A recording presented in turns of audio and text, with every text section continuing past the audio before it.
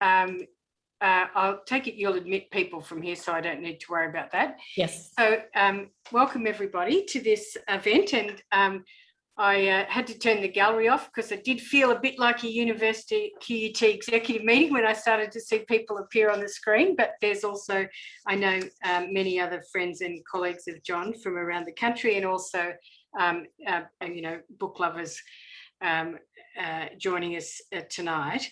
So I too begin by acknowledging that at least I'm on the land of the Turrbal and the Yagara people, the traditional owners of land here in Brisbane, and where QUT stands, and pay my respects to their elders past, present and emerging.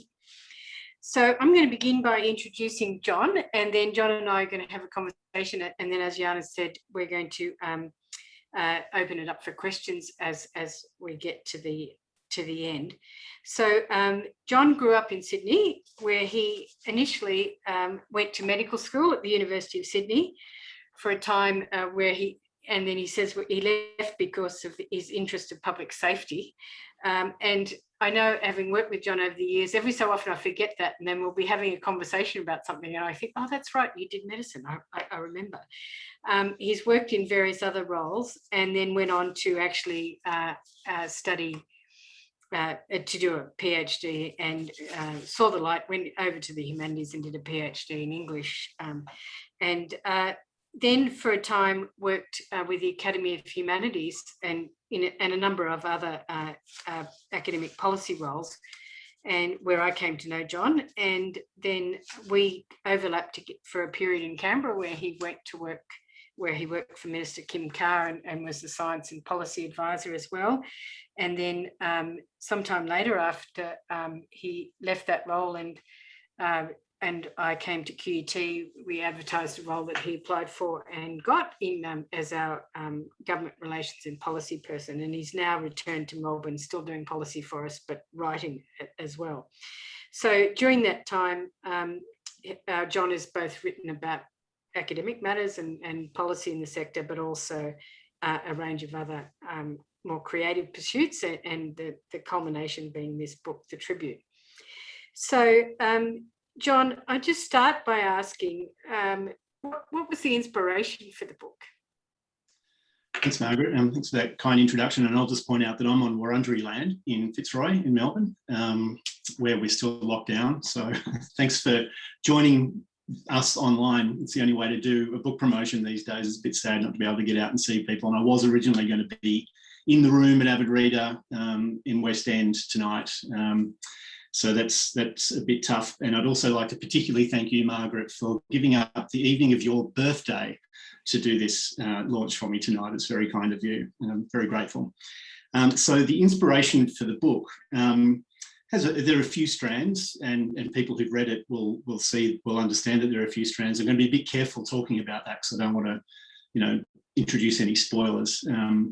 The obvious one, right from the very fantastic cover, is the influence of the Fabrica of Andreas Vesalius, a 16th century anatomy text that's regarded as the foundation text of modern European anatomy.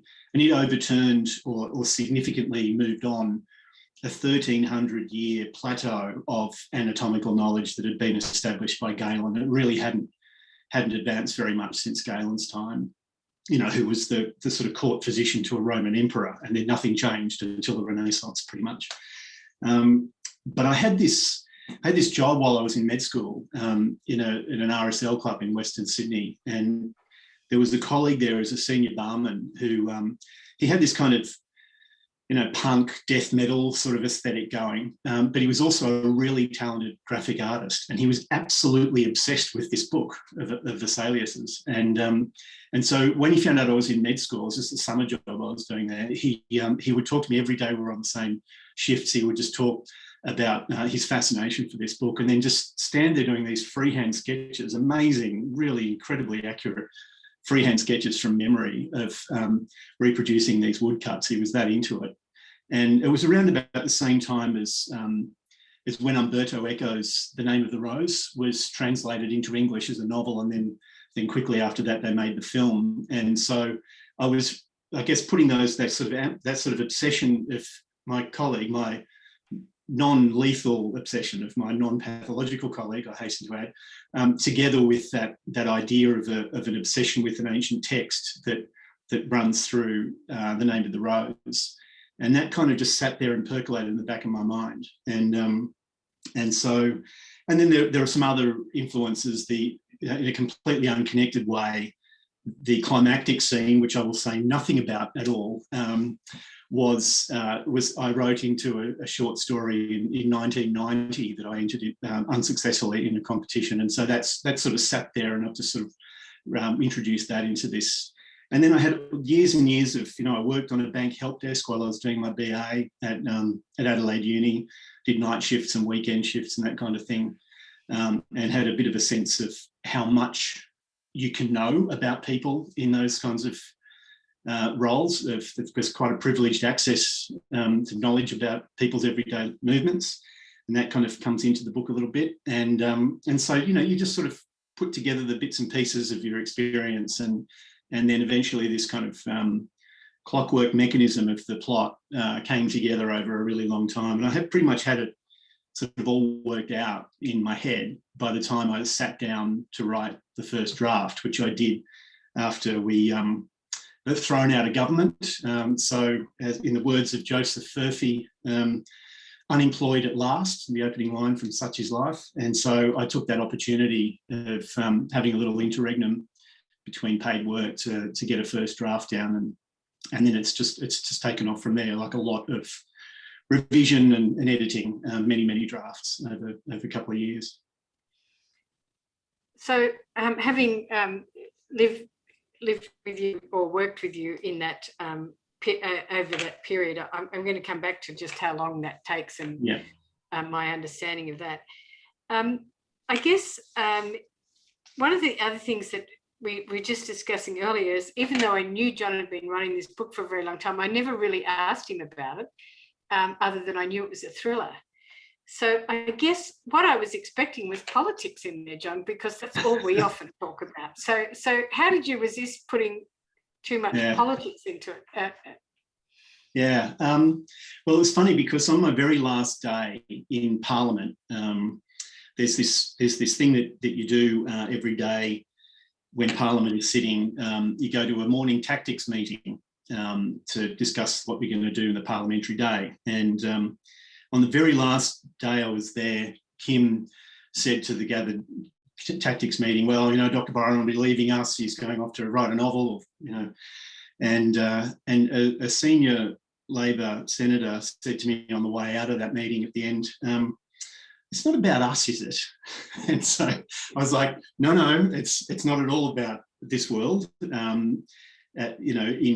Directly, there are a couple of politicians in the course of the book, but they're really, they're not portraits of anybody. They're not, there are no trade secrets given away. Although perhaps that's just what I think, because one of my readers was someone who was quite a senior staffer for a minister at the same time I was in the ministerial wing, who she said to me, you absolutely nailed, there's one particular political scene, and she said, you absolutely nailed it. You got the language just right. And I even know who you're talking about. And it was like, actually, it's not a specific person who's that character, but, you just sort of pick up the vibe of how people talk and the language and the cadence and the sort of bizarre vocabulary and that kind of thing. But I guess I wouldn't rule out doing it in future. But the thing is that I really already had this sort of a cop, not exactly a cop procedural, but a kind of a more traditional crime story of a homicide investigation. I really pretty much had that plot set. And so something that was revolving around the world of politics wouldn't have fitted into that. But it has been suggested by quite a few people that I might want to develop that as a future instalment. So I don't know, we'll see. And I don't think it's a spoiler to say there's some, it's in all the reviews about there's a theme of toxic masculinity running through the book. Was that there at the outset in your mind, or has that been something that's been influenced by more recent events, do you think? It's been a concern in my life, my whole adult life. I was, as people who got to the end and read this little author's note at the end will know, I was very fortunate to grow up in a household where we just didn't have that stuff going on at all. So it was quite a shock to me that that it was happening in the houses of people that I got to know in my late teens, when you're in their space as a kind of young adult, and it really shocked me. And I guess I've been concerned about that for a long time, but it didn't sort of dovetail into this book until a little later. It was a social issue that I'm quite passionate about, and I think that we really need to solve it. In fact, I think men really need to solve it. It's a men's problem. It's not a women's problem, and so that's part of my motivation for making this statement, I guess. But I guess it kind of wove its way into the mechanism of the plot, the quite intricately, like clockwork mechanism is someone else's metaphor, but I think it's a pretty good one for how this thing just meshes together very precisely, this whole plot. And it needed a strong motivation for one particular event towards the end, and that's what that provides. So it kind of does, it joins both my interest in a ripping yarn. I've always been interested in books that are just a good read, and develop some good characters in a vibrant setting with a great plot, and with something else that was really important to me to address as a social issue. Yeah, so there's some quite powerful messages in the book, but they're absolutely interwoven with a ripping yarn and a great read. I've got to say that what isn't in my bio is that I grew up in the part of the world where this was set, and in fact, the opening scene, which is set off Coogee and the baths in Coogee, where I went with my grandfather, and later on when I was older with my friends. It's scarily accurate. So, and I'm sure it ranges over other parts of Sydney that I know less well. But that was a lovely revelation to me as I was reading for it. Again, my lack of curiosity in reading the book. And I was telling John and Joanna earlier, I've sent it to my girlfriends who are also turning 60 this year, and as a birthday present for all of them, and said they've got to read through it and reminisce about the Coogee aspects of it, which I found are really pleasing, and a few little bits and pieces that John picked up from me along the way, which I didn't even know he was doing. I realise now that writers are actually constantly processing information that they can later use in the book. I don't know whether you used to write it down, John, or did you just remember this? I just mostly remembered things. But when I was an undergrad at Adelaide Uni, I was in the Essay Writers Centre for most of the time there, and they used to have this line about when they do their little workshops. They always say, just if you really want to know how people talk and what they talk about, catch the Circle Line bus. It goes sort of this. It goes around the mid-suburbs kind of thing of Adelaide. But the converse of that is, if you're on the Circle Line bus, be very careful what you say, because you don't know who's sitting behind you. You might read that line sometime. But there are a few scenes in here. I had one friend say to me about one particular line of dialogue. I remember that bloke that night. He was a dickhead. It's like there are one or two lines in there that are, if they're not verbatim, they might as well be. There's one scene of a bunch of cops behaving badly where every single line in that dialogue I have heard. It's said in my presence, more or less. And and it's pretty despicable stuff. And so also there's plenty of great stuff that's in there too that I've heard over the years, and particularly the thing about the setting. But the other thing about Coogee is that two of my brothers lived in Coogee for a good while, and in fact, my art historian heroine lives in the apartment of one of them, and just across on Beach Street, just across the road from the ladies' baths, and so it just came very easily to me to write that part of town. And obviously I went back and walked around to do my research. I timed how long it would take to get from A to B in one spot where that's relevant to the plot. Looked at what the vegetation was, in the cliff above the beach and all that kind of stuff. But it's kind of Coogee's pretty close to the heart of a lot of people in Sydney, whether they live there or not. It's a really nice beach, and it's got a very kind of demotic feel. You know, Bondi and some of those other beaches a bit to the north can be a little bit beautiful people, and Coogie's pretty laid back on that score. It's just welcomes all comers, and it's just a nice, relaxed kind of neutral space. And so I think that might be partly why I've responded to that part of the world, even though I grew up, 30 kilometres to the west, and why perhaps other readers are responding to it as well. And there is, to the extent that, sorry if anybody's thinking we're going to talk about academic or research policy, not that I expected that, but to the extent that there's an art historian heroine who I couldn't recognise as any one individual, but recognise some characteristics of many. Where did you draw, how did you draw that out, or when did that land, the art historian heroine? Yeah, well, Joanna King is her name. She's kind of a consolidation, a synthesis of a lot of people that I know, particularly women scholars in the humanities. And as you know, I had my time, almost 7 years, running the Australian Academy of the Humanities, but I did a PhD in an arts faculty before that, and I was an undergraduate before that in arts as well. And I just got to know and love and admire and respect some really great women who were just very switched on about how the society around them worked. Many of them made that specific question their area of expertise within their different fields, whether it's history or literature or philosophy or whatever, and women's studies, gender studies. And so Jo isn't a particular person, but she's a lot of people that I like a lot. So, might not be that surprising. She's my favourite character in the book because, I really dig her. And, not least, my partner, Julian Van Loon, is herself a creative writing academic and a feminist, and is a person who I admire a great deal. And so she's one of those inspirations for it. But also Sylvia as well, who's Jo's brother is the detective, head of homicide, David Murphy, and his wife Sylvia is a nurse. Who's I wrote this whole backstory for Sylvia that's not in the book, and it was really never going to be in the book. I think it appeared and disappeared in one draft before anybody saw it.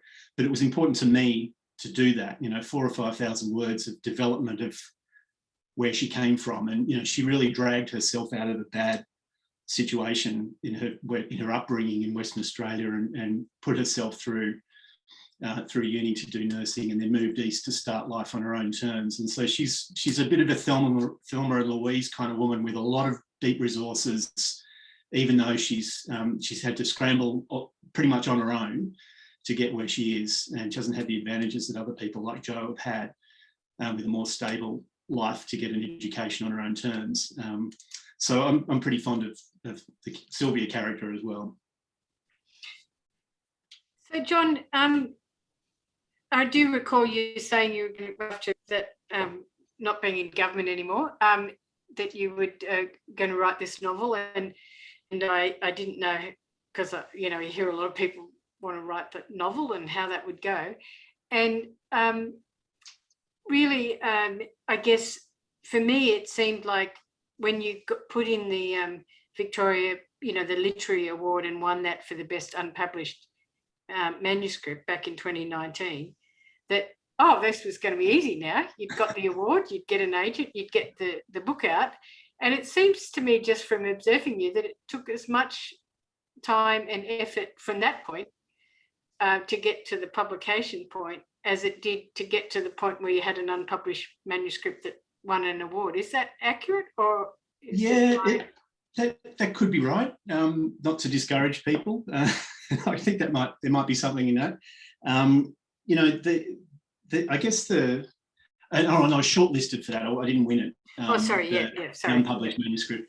But just being shortlisted obviously puts you into prominence, and there's already obviously a fair bit of good fortune just being shortlisted, and from there further good fortune to be the winner out of a crop that's been identified. So, just getting on that shortlist was awesome, and it did open some doors. But I already had corresponded with my agent, or the person who became my agent, Catherine Drayton, at Inkwell, prior to that. But we had this terrible email fail where I'd written to them on spec, are you interested in this manuscript? And they'd written back saying, yeah, that's first 50 pages sounds good, send us the rest. But I never got that email. It just went into the black hole. And I didn't know that until after I was shortlisted, and I sent a few people in the industry a follow-up saying, I've been shortlisted for this prestigious award, perhaps you're interested now. And they wrote back saying, we were interested all along, like, send it. So that was a bit lucky. But what we did was, Inkwell is a New York-based agency, and Catherine's in Sydney, but they've got an editorial kind of apparatus in an agency, which was really valuable. So we did another couple of goes around at drafting this before we actually took it to market, and which I think really strengthened it. And then, a firm press, Martin Hughes at the firm press picked it up and really liked it. He had a couple of things he said, I'd like to see change. One of them was very major, and but I liked what he was doing, so we went with that. And it's a book that all the people at the publishing house believe in as well. And if they understand what you're doing and why, and they're not just publishing it out of some cynical thing about, yeah, this looks like we'll sell some units, it makes a huge difference. The copy editing process was an absolute pleasure, and it is one of my big secrets. Don't tell anybody this, but is that I really actually like editing quite a lot, and I quite like drafting first copy too. It's all pretty pleasurable work for me, but the editing process, I had a really fantastic editor, and so we went around a lot. It's like it had 8 major drafts, this book, but that doesn't mean that individual sentences were read and rewritten 8 times. Some of them were read and rewritten dozens and dozens of times. There are probably things in there that I've read over that were in the early part. The very first scene I wrote was the scene with the dean, and who knows how many times I've read that scene, like hundreds probably, but it's just that, what are we trying to do? What's necessary? What can you take out is a big part of it. The version that went to the Victorian Premier's Literary Awards judging panel was 160,000 words. And sorry, guys, I'm really sorry about that.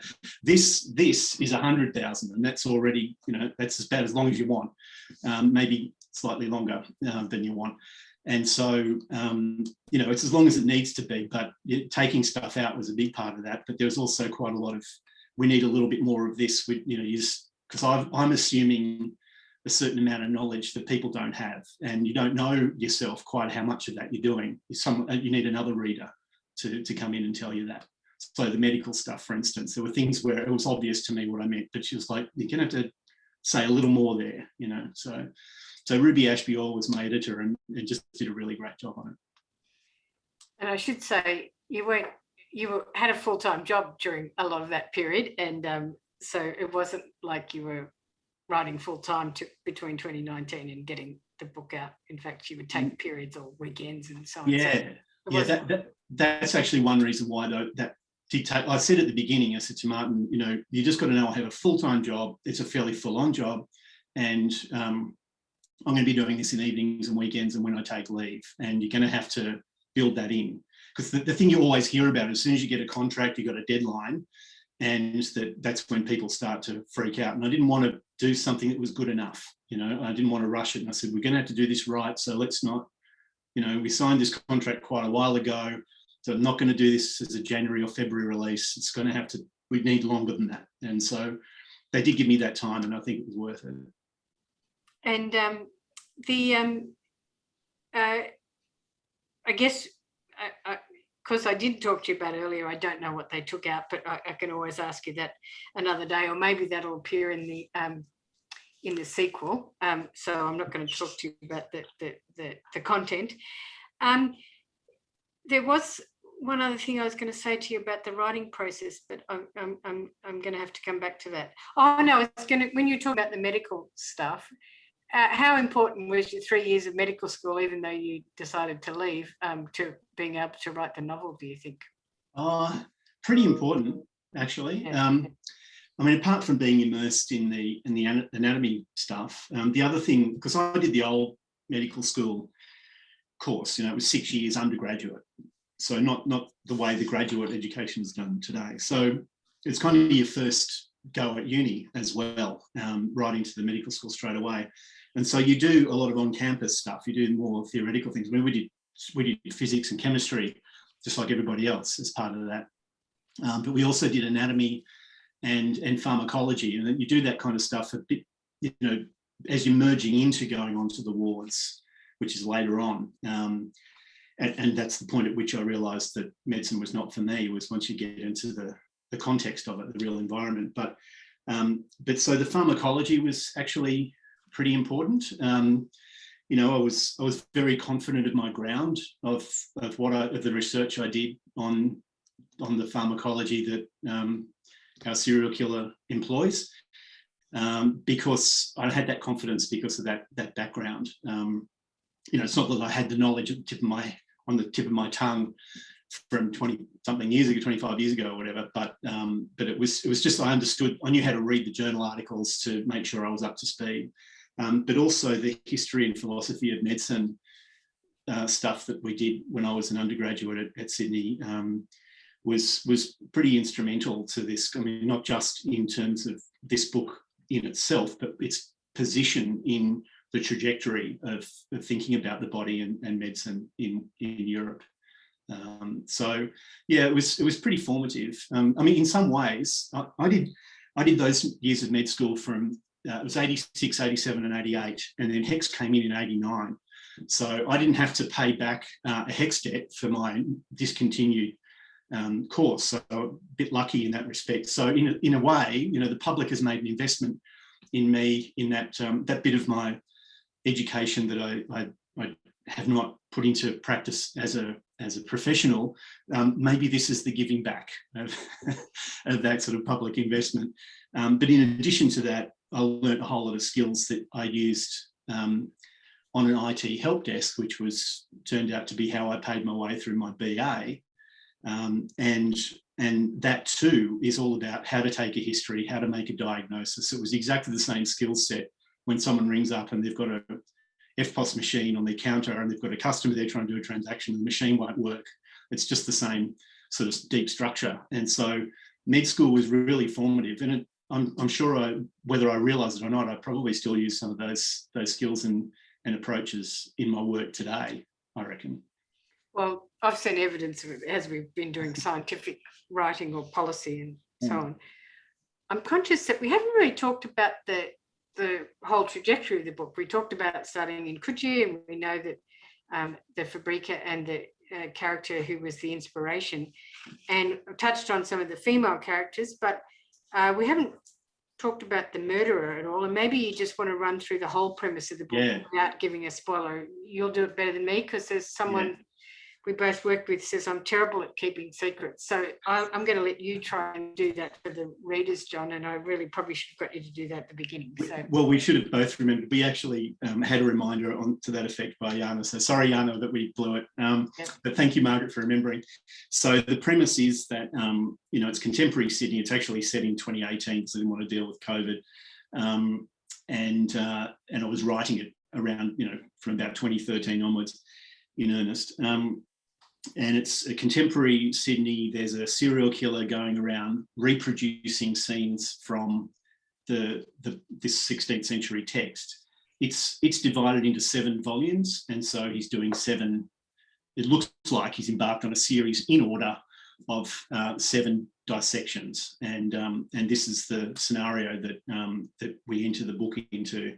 And as it goes along, there's an election in the following year. There's political pressure, thinking of influences like The Wire, where politics influences how police investigations are conducted.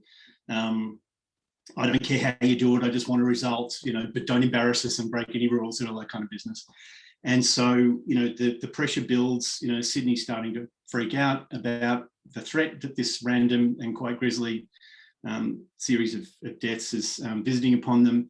And so the homicide detective, David Murphy, his sister is an expert. She's an art historian at Sydney Uni. She's an expert in the depiction of the body and is familiar with this book. And so he ropes her in as a fresh set of eyes that maybe she will see things that they don't know to see, that cops can't pick up. It's clear that they work out that the guys were working from this book, and so they don't really know anything about it, and so they bring her in, and that's how I introduce the domestic into this. I'm a big fan of domestic crime.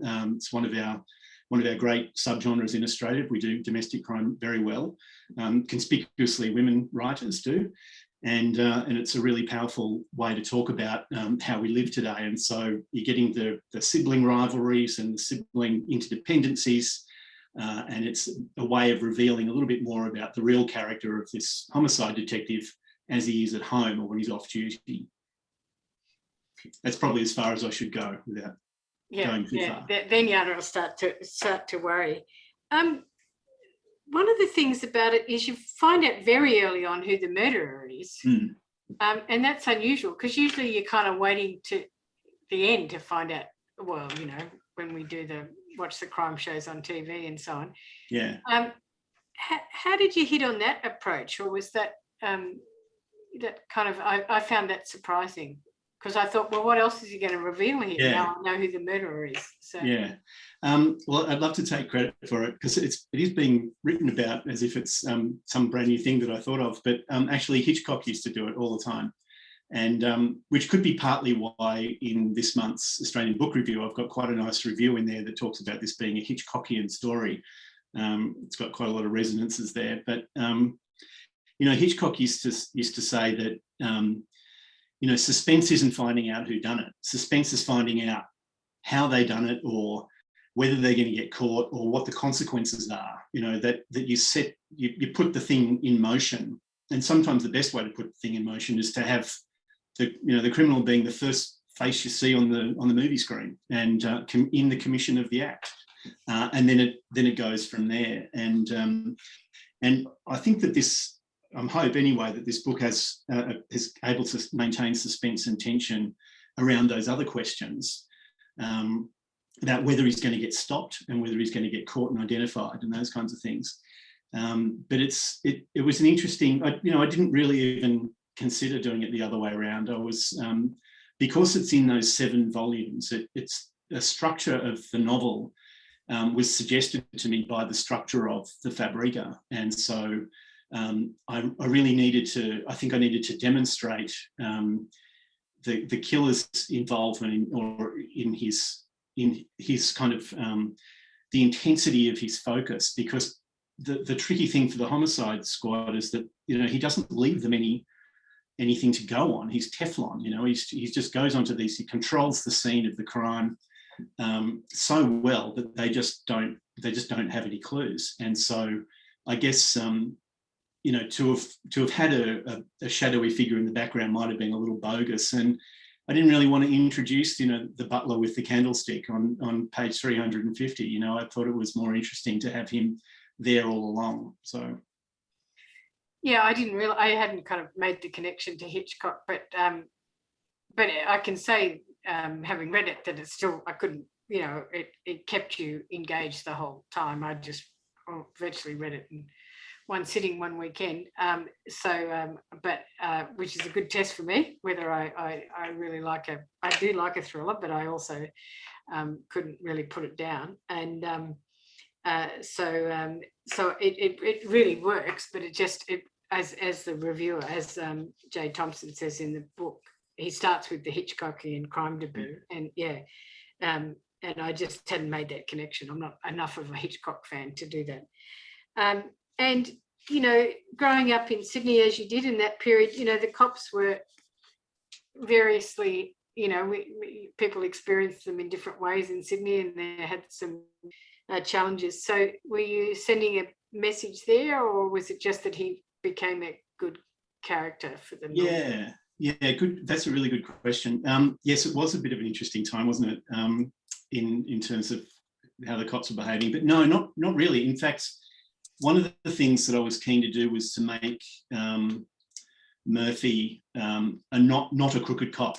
I was pretty adamant about that. And again, there's a 4,000 or 5,000 or 6,000 word piece of backstory that just disappeared about Murphy's background on that front. But you learn early on that his father died when he was a kid, and his dad was a cop killed in the line of duty by a crooked cop. He doesn't know whether his father was himself a bit bent, but he's a clean cop. He's not on graft. He's not interested in corruption.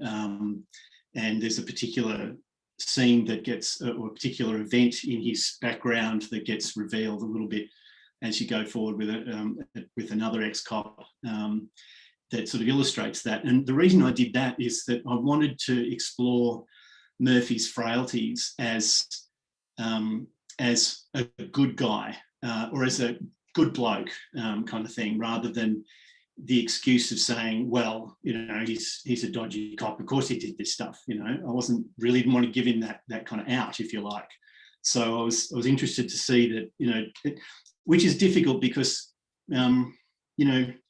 we live in a popular culture that prefers a more Manichaean worldview where things are just good or bad and that's it. And I'm much more interested, as I think most of us are, in what happens around the middle, where good people do bad things, or sometimes even bad people do good things. And so that's actually very interesting to me. And so I wanted him to have a bit more complexity than just being a standard crooked cop of the kind that would have been easy to write growing up in Western Sydney in the 70s and 80s. So.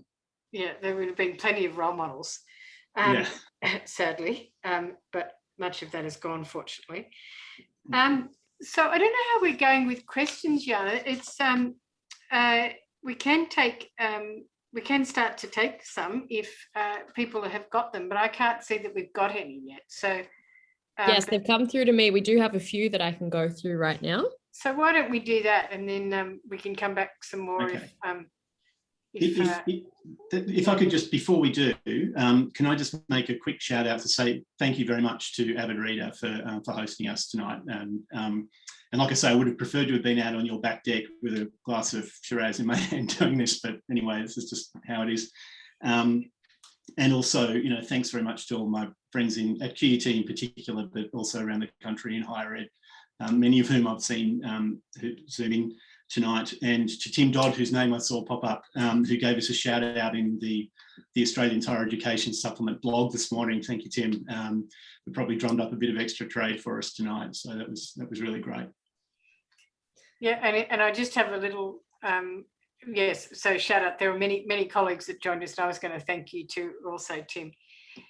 So Joanna, can I hand over to you for some of the questions, and then I'll come back at the end and as we wrap up. For sure. And thanks, John. We would have loved to have you on the back deck too, but here we are. We're in my bedroom and we're in your living room.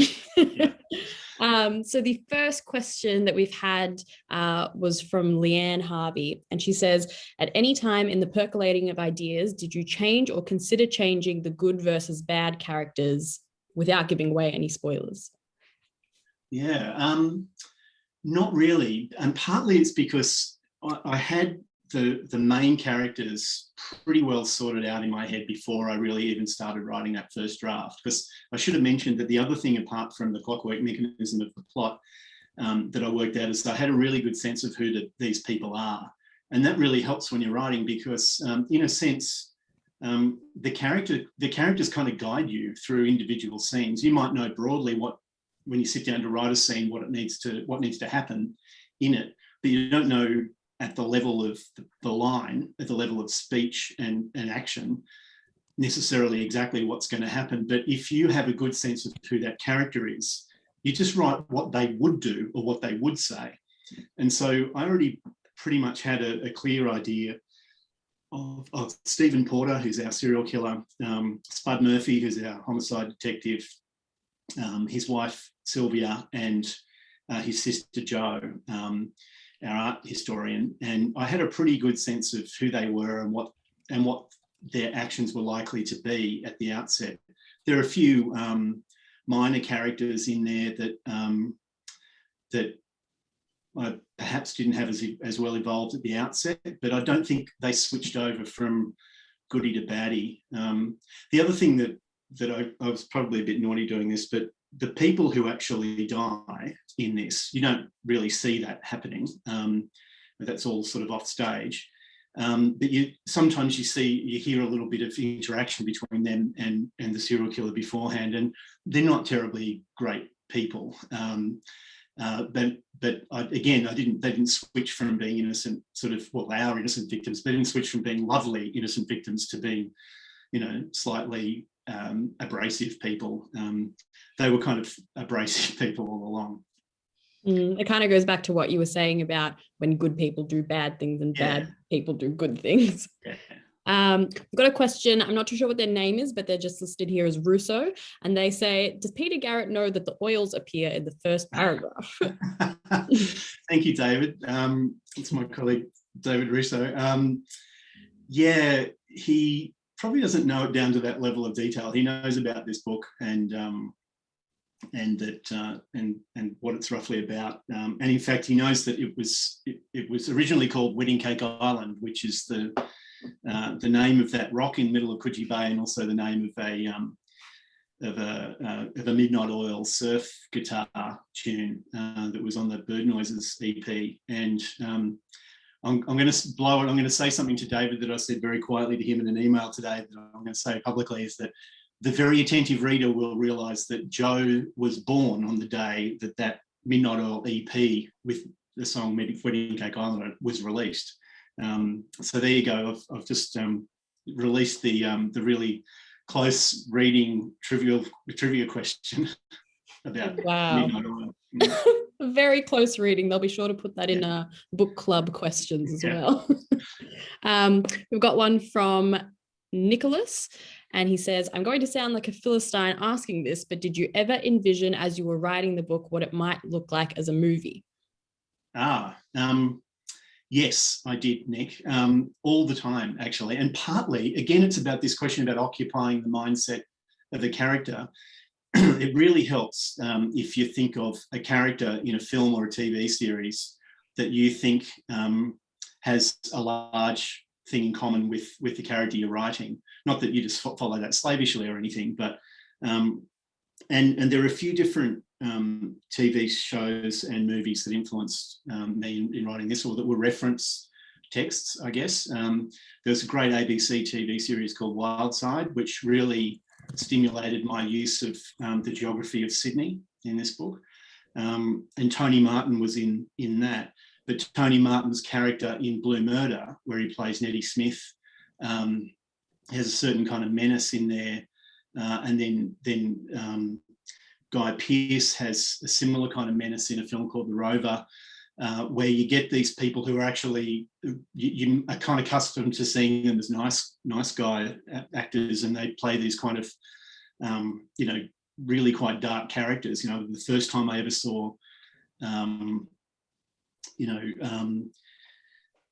are people who are just, we're accustomed to seeing them as comedians, and then they've got these they play themselves against type in a film, and it really is very powerful. And so I guess I'm not necessarily seeing it as a movie. I'm having some discussions with people in the screen industry now, which is very exciting, but it's kind of cinematic in how I went about writing it, partly because of that landscape, and partly because of characters, and imagining certain people perhaps playing those roles helps guide you if you're a bit lost.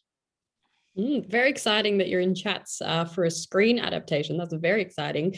Off the back of that, do you have kind of your dream casting for is it Joanna? Is that her name? Joanna. I haven't. I mean, thinking of when I talk about other roles that people have played, that might guide me thinking about a character, some of those are really old. Some of them, like, I could imagine Katharine Hepburn, for instance, playing Joanna. She's no longer available. Damn, missed her. So it's a very different question to who are the actors and actresses that have their portrayals of characters that have inspired you. It's a totally different question. But I did think that I don't really want to go too far down this road, because one of these days it might get made, and then I'll be embarrassed to say, oh, I thought it was going to be perfect, and they passed or whatever. But it's we've got an amazing film and television industry in this country, and some very, very accomplished people. And the hard part is going to be getting these people who are striding the world stage, working and probably living in LA and New York and places like that, in London, to do an Aussie film based here. I mean, I'm sure they'd love to and everything, but it's a big ask for people who've got a kind of global career going, and especially the sort of budget that we might be able to get together. I guess it's a big call. But yeah, I can see a lot of people that we see on TV now, sometimes with their very, very excellent American accents, doing these roles and maybe really sinking their teeth into doing something in their own vernacular again. But yeah, I wouldn't want to head down the road and exclude people by virtue of nominating any particular person. But yeah, it'd be a pretty fun exercise. But of course, I'll have no say at all in that. So. Yeah, for sure. We'll stick with Katharine Hepburn for now. Short answer. Well, there was a lot of Nida folk in Coogee when I was growing up. So some of them, now quite famous, may be nostalgic for the. That's true. And in fact, there is one scene where Murphy is giving Joe a lift to a meeting at NIDA. So yes, they even get a mention. Yeah. Sorry, Anna, I interrupted. Keep going. You're fine. We've got a question. I think it's pronounced Kari. They say, I'm really interested in books that respond to earlier texts. How did writing the tribute affect your understanding of the Fabrica? Good question, Kari. That's a great question. I'm just imagining being on the top of the creative industries building at Kelvin Grove in one of your sessions discussing this. I went back to that book quite a lot, as you would expect. It's written in Latin, so it may not surprise you to hear that I read a translation. And there's been a new English translation done by Karga of Basel in Switzerland in 2014, which is the 500th anniversary of the birth of Vesalius. And Karga's new translation, it's a translation of the two original editions, 1543 and 1555. And then also there was work towards a third edition before Vesalius died that's also taken into account. And they did new renderings of all of those beautiful old woodcuts. They did it the hard way. They had to do those from reproductions from facsimiles and the odd original text, because the woodcuts were lost in Munich during the Second World War in bombing. They lasted all that long. They were destroyed just within the last 70 years or so. And so they've just done this beautiful job, and they gave us permission to use their images in this, which is great, because, as you know, if you flick through it, the use of those images to lead each section is really integral to the tone of the book, being built around that anatomy theme. And so that was really great that they did that. But in the course of going back through that, looking at that text, I did an awful lot of research on how Vesalius, just how revolutionary Vesalius was. And part of it is that my serial killer has this kind of quite inflated, he's decided that Vesalius is the guy, right? And, everybody else talks about Galileo and Copernicus and all these other people, Newton, whatever. And for him, they're great, but Vesalius beats them, And it was a kind of intellectual vanity that I wanted to sort of see, a completely unwilling to enter into any discussion about the merits of that view. He's just fixated on Vesalius, and that's it.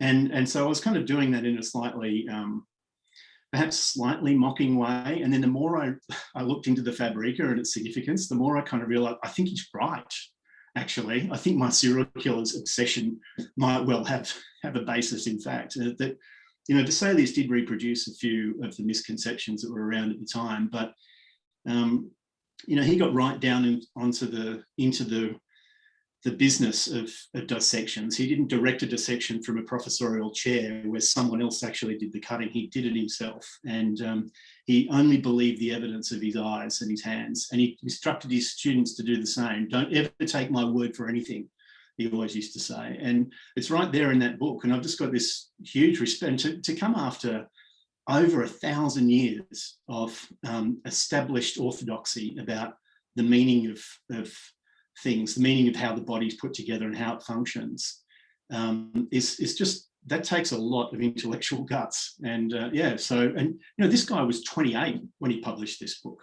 He was a professor of anatomy, and you know, published a book that changed the course of the European understanding of the body and of medicine at the age of 28. I mean, it's just, you know, mind-boggling, really. Yeah, I sound like a bit of I feel like we're all underachievers compared to that, really. I certainly am. We've got a question from Kate, and she says, you mentioned small and rich parts of the novel use non-fiction experiences from society and your life. In using them, what message about society does the novel give or expose? That's really tricky to avoid the spoiler thing here. So I'm going to just step a little carefully. I think it's from Angela, actually, using her daughter's, her Zoom. So yes. Okay. All right.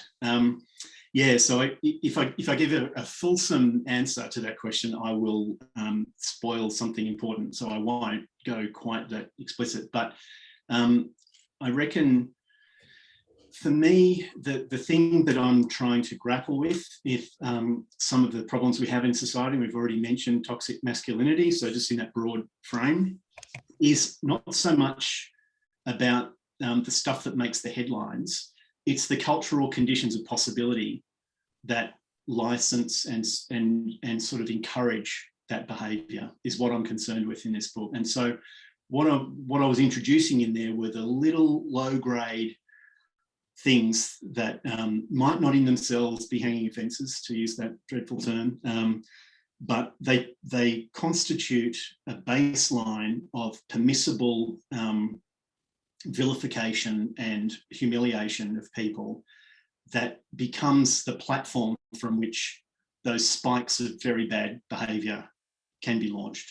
And so I'm trying to address in a low-grade way that sort of the cultural context, and that's how those little things, those lines, like the one I mentioned that my mate said, "Oh, I was there that night. I remember that guy."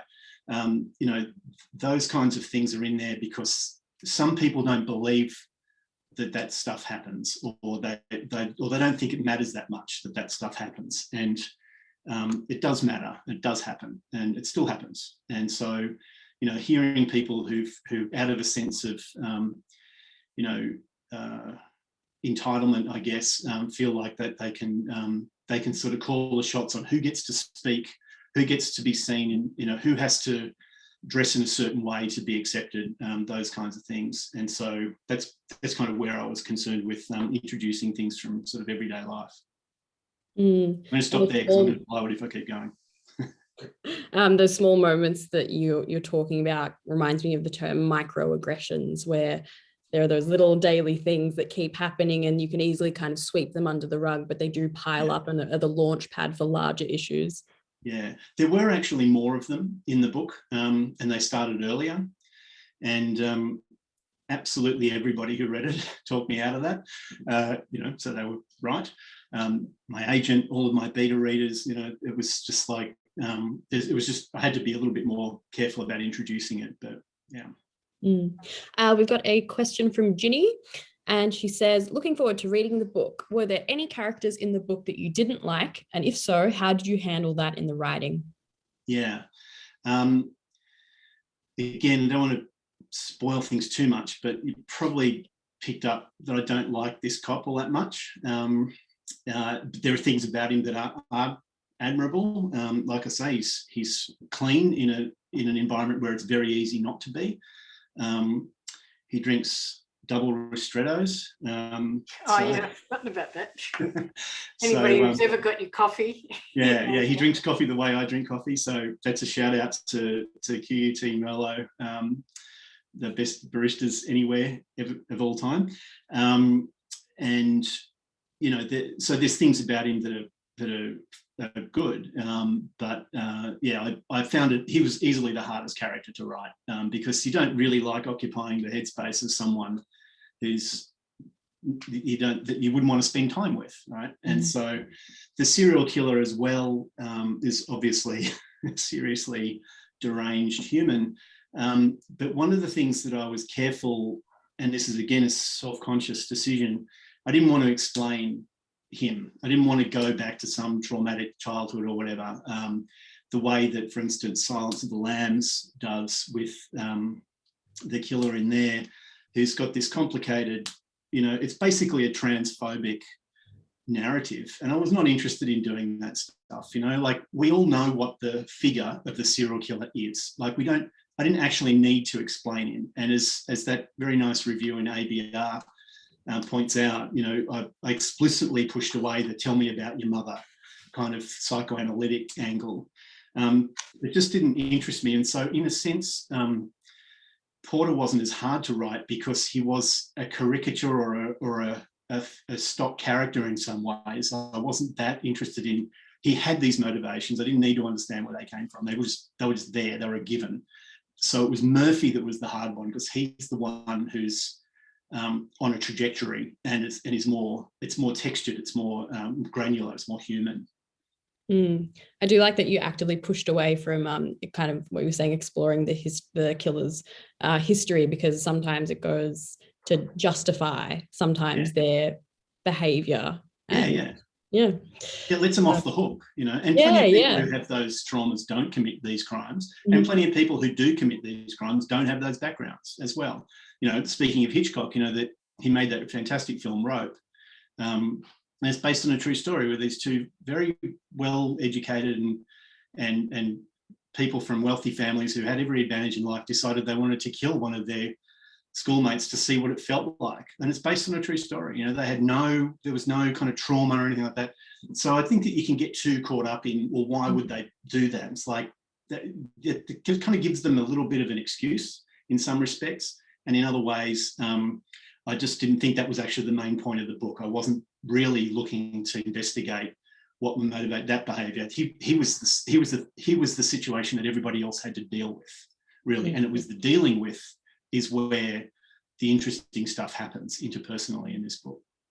We have time for one short, sweet question to finish off, and it's from Jennifer, and she wonders if you have any plans for a follow-up. Yes, well, that's a good question. If this one does well enough, so please tell everybody, then yeah, I think I'd be interested in. I really want to see what happens to Joe, and probably Sylvia. I do have some ideas towards a sequel of this one. It won't be a serial killer story. It may not even have any deaths in it. That'd be nice change. But it'll still be probably crimey, maybe a art fraud or something like that with an art historian could be an angle. But I'm also actually working separately on something else now. It's a World War II period political thriller, espionage thriller, involved in the move that John Curtin kind of enacted, the shift away from the British Empire to the Pacific Theatre in 1942 and 1943, and so it sort of leaps off from there. I've been reading quite a lot of Le Carre to get the tone right. So yeah, there's work going on, but you may well see these characters again, but that probably is a bit of a function of how the book does. And it's still early days. We're doing well at the moment, but yeah, like to see that going, keep on going. Great. So I think we are finished up. Margaret, do you have any final words? No, I just say hope that was that's experience for me. I normally do, academic book launches, not novels, even though I do read a lot. And I know I can see lots of familiar faces from not only QUT, but around the country. So it's lovely that you've joined us this evening, and I hope that was enjoyable. And if you haven't read the book, do read it. It's a really good read. And there's lots of really interesting clues there. I'd forgotten about John's double ristretto, but I'm sure I can see some of my team around there who've bought many coffees would know that. So anyway, and thank you for hosting it, Joanna. I'm sorry we're not sitting out in the deck, but thank you all for joining in, and maybe we'll get a chance to celebrate with John if he ever gets up to Queensland again. I hope so. Geez, that'd be great. I'd really like, maybe we can, you never know, it might be time for an author event on that deck. If we're still in good shape and I can get out of lockdown down here and catch a plane. So. For sure. Yeah. I would like to firstly say thank you to the audience for being so flexible, as we did have to change because of lockdowns. Just thank you for your patience. We really appreciate it. Thank you to Margaret for joining us on her birthday. And again, congratulations to you, John, on your debut novel, The Tribute. You can purchase it at Avid Reader, or if you are joining us from a state that is in lockdown, please purchase it from your local independent bookstore. To finish off, I'm actually going to ask you all to unmute, and then we can give John and Margaret both a round of applause for his incredible book and Margaret's birthday. Yeah. Happy birthday, Margaret. Happy birthday. Thank you. And once again, Roxy behaved for a Zoom, so she's keeping the dog in the background. She was very good. Yes. All right. Thanks all. Have a great night. Okay, thank you, Joanna. Thank you, everybody. Lovely to see you, Mandy. Bye.